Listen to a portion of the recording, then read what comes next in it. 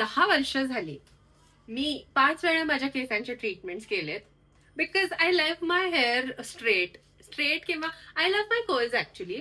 पण हे जे फ्रीज येतं ना केसात ते मला अजिबात कधी आवडायचं नाही. आणि because of that I started with this crown straightening.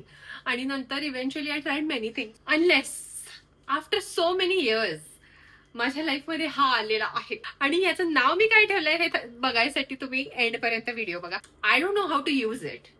ह्याच्या 5-6 नॉब्स आहेत आणि मी एक एक करून ट्राय करणार आहे. हा स्ट्रेट वाला घेतलेला आहे मी पहिला नॉब. मी जस्ट हेअर वॉश केलाय.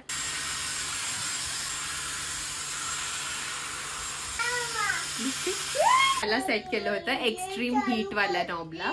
Can't believe this. It dried and straighted my hair at the same time. म्हणजे मी ब्लो ड्राय करायला ज्या गोष्टीसाठी पार्लरमध्ये जाते I am going to get it after every wash. I am loving it. मला माझे केस खूप जास्ती म्हणजे कॉशियस करतात खूपदा without reason. And that's not going to happen anymore.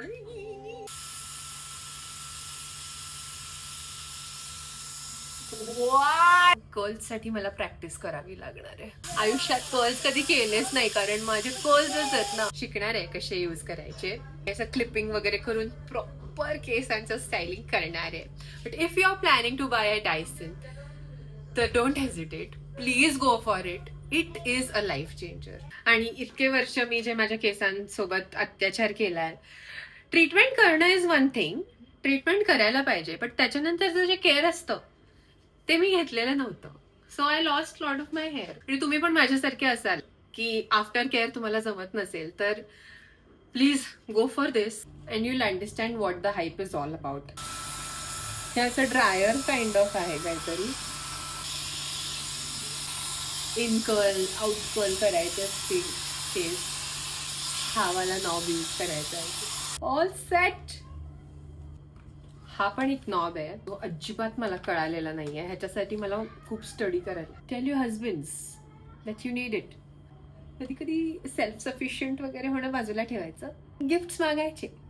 No problem. काही फरक पडत नाही. मी माझ्या डायसनचं नाव ठेवणार आहे सखू. कारण she is my sakhi. whenever I feel low, she's going to make me feel better. So सखीला प्रेमाने मी सखू म्हणणार आहे. आजच्या पुरते एवढंच. Okay bye.